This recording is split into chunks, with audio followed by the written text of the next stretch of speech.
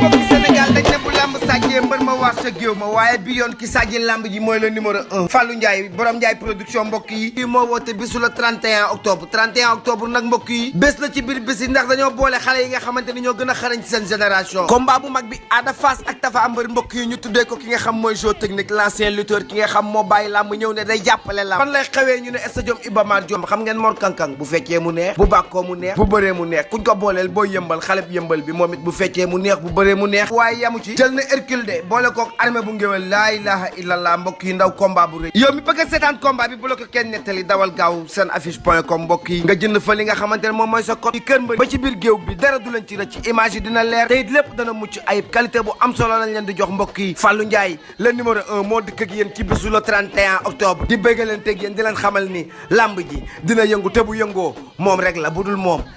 dara du fi yëngu cey numéro 1 ñëw na de cey Fallou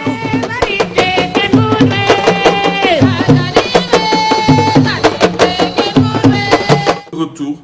pour waxtaanee li nga xamante ni moom mooy combat bombardier bi ba pare surtout waxtaanee li nga xamante ni moom mooy MMA gis nga ñu ngi woon ñu ngi taxawoon ci làmb ak MMA beaucoup disent que MMA mbëri waratuñ ko pratiquer ak yooyu yëpp loolu dañ ciy waxtaan moi je suis pas de cet avis pour man dañu war a continuer di pratiquer MMA mbëri dañu war a continuer di pratiquer MMA yokk ci jàng on apprend de nos défaites on n'a pas un bilan si négatif que ça. Bombardier 3 combats 2 victoires 1 défaite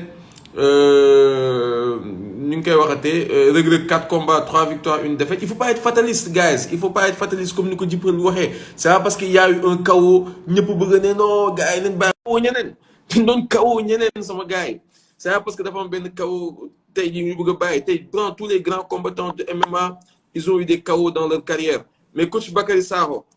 back maa ngi lay ziaraat. Tu vois, il y a des gens qui sont fatalistes comme on dit dañuy bëgg rey ci saa si cohabitation entre lamb ak MMA. non mënuñu koo dindi en fait lamb doo ko dindi ci MMA nee naa la champion yi ngande yuñ xam fii yëpp champion du monde yi ngande yi xam yëpp ils ont passé lutte olympique lutte simple gréco ma jox la exemple Habib c'est un lutteur de gréco et simple nga jël Daniel Cormier d'ici la même chose. Georges Saint-Pierre la même chose. John Jones la même chose dama lay wax ne la en fait dans les MMA tu as besoin des skills pas trop mais il faut que tu aies une connaissance. Ça veut dire quoi cette connaissance? Si t'es pas quelqu'un bu fekkee ne doonoo nit koo xam ne nii mën nga dem ba benn level bi des takedown defense da nga koy jàng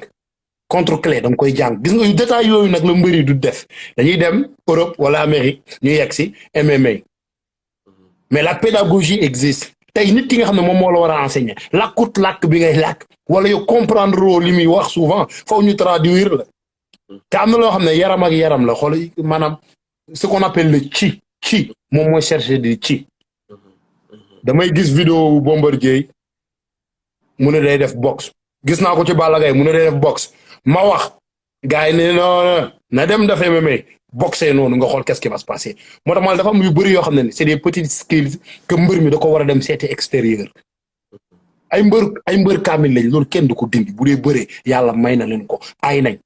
mais buñ di wax ne ñoo dàq bëri parce que dinaa la wax benn affaire de polonais yi russe yi bëri la ñuy foowee non c'est tellement important man damay digg ay mbër yu mag jàpp ni ñoo dàq bëri ci monde bi wala ay supporters foog ni que mbëru Sénégal ñoo dàq bëri ci monde bi mais au contraire tubaab yi ñu dàq bëri 10 000 fois. maam xam nga Sénégal bi nan lay jàngee bëri da ngay dem ci kanamu maam Birame Ndiaye moom mu ne la man daan naa fi diw léegi yow nga bokk ci école de lutte ba maam Birame Ndiaye di la woon toujours même technique bi te même technique moom lay wan man li ma gën a jaaxal li ma gën a yéem da ngay gis bay combat yi fay jaar yëpp gaa yëpp même technique la ñuy utiliser léegi daal ku daan rek ne moo man amutut dara lu extraordinaire comme tubaab bi da lay toogloo da ngay toog ban pour wax la ne la lutte dafa am pratique ak théorie day am journée yoo xam ne da ngay yegg si man team Canada bi ma fay nekk da ngay yegg si boo ñëwee nga yaakaar da ngay entraîné gars yi taaj la nga toog ci tapis bi ñu leen di wax être humain foo koy jaar bal mouvement bu fekkee ne poids mi ngi ci sa kaw bu dee moo la ëpp doole bu dee dañ lay jàngal tactique yi ngay indi essayer ba génne ko ci gardam nit ki bu génnee gardam rek moomatut yaramam lu mu am doole lu mu am xam-xam moomatut yaramam amatul contrôle ci boppam loolu mooy apprendre à connaître l'être humain à la base mais mbëri Sénégal yi xamuñu loolu ñoom nañ taxaloo jàppante ngemb ni giite ngaas mu daanu d'accord mais boo demee MMA yi amul jàpp ngemb Reug Reug essayé na ko jàpp waa ji ci tànk bi tubéy bi ci ginnaaw ñu naan ko bàyyil moom laa lay expliqué dafa am yoo xam ne foog nga jàngi ko d'abord MMA yi doo jug rek na ci përëx ni MMA ngay def te dinaa la wax li tëggal Bombardier combat wu MMA premier am kooku promoteur boobu boppam la doon build xam nga ma laa lay expliqué defar ceinture di build sa bopp bokkut ak nga dem ci association bu solide bokkut ak nga dem bokk ci benn association bu solide boo xam ne mu leeral la ñii build nañ ça fait des années lu yàgg na soxla wuñu ay combat pour remplir juste carte mais dafa am fu ñuy taxaw tuuti maa ngi gis ci commentaire ñu ngi ci wax kan moo dàq monde bi suñu ne ku dàq bëree waxuñu lutte sénégalaise lutte traditionnelle lutte olympique dañu maanaam technicité moo tax ñuy wax tey xeet panoplie technique yu am ci yeneen lamb yi yeneen lutte yi mu ëpp foofu li nga gis ci lamb Sénégal fii lan nga fi gis caxabal xattar bi sukkar bi mbot plaqué tegal chaise yooyu ngay gis te tegal chaise sax mooy sukkar bi quasiment yooyu ngay gis mais fële yenn xeetu technique yi ñun xamuñu sax nu mu tudd ñun mais moom laa lay wax nag léegi moom bëri fuuf du sax benn léegi moom laa lay wax à date booy xool bu fekkee ne dañ naan ku mën bëree mooy ki la dàq contre technique benn cubain la moom mooy champion du monde ba tey cubain bi chaque année moo koy jël